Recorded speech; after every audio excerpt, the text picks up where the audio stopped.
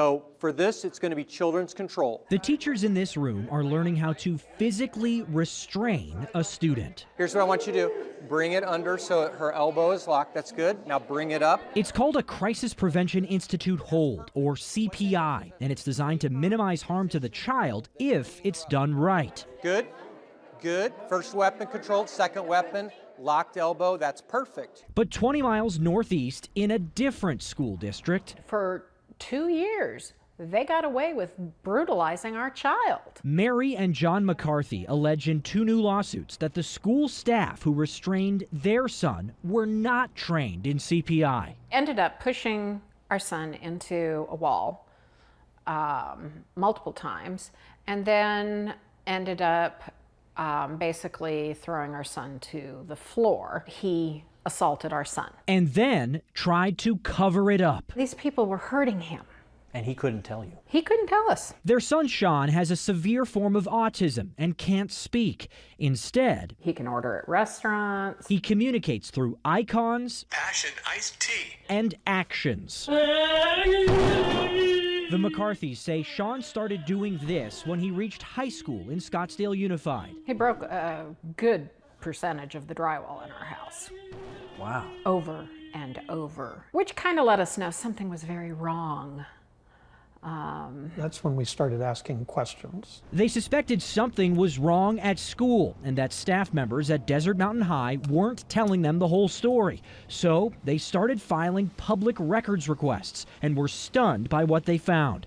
Documents showed Sean had been repeatedly restrained by school staff. It's a total betrayal. I felt like I'd been fooled. I feel like a failure as a father. Under a state law passed in 2015, school employees are allowed to restrain a child if the student's behavior presents an imminent danger of bodily harm to themselves or others.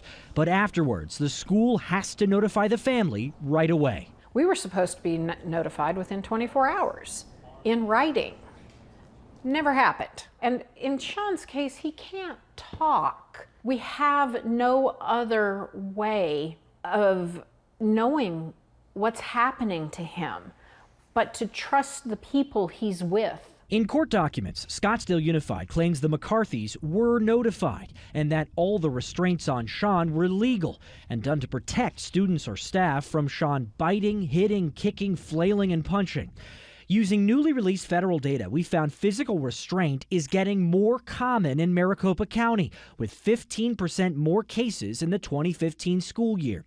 About 880 students throughout county public schools got restrained, and 90% of the incidents involved students with disabilities. Through public records requests of our own, we also got our hands on hundreds of incident reports that are now required by the new law.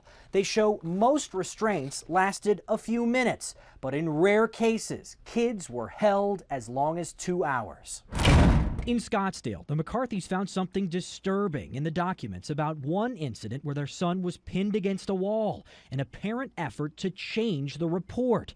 In an email between teachers obtained by the family, one teacher told another to revise her account, writing, "I just need the parts that say he was up against the wall taken out." Do you think they were trying to cover up what happened to your son? Yes. Without a doubt. The McCarthys believe their son's experience at school permanently changed him. We really believe he felt he was fighting for his life every day he went to school.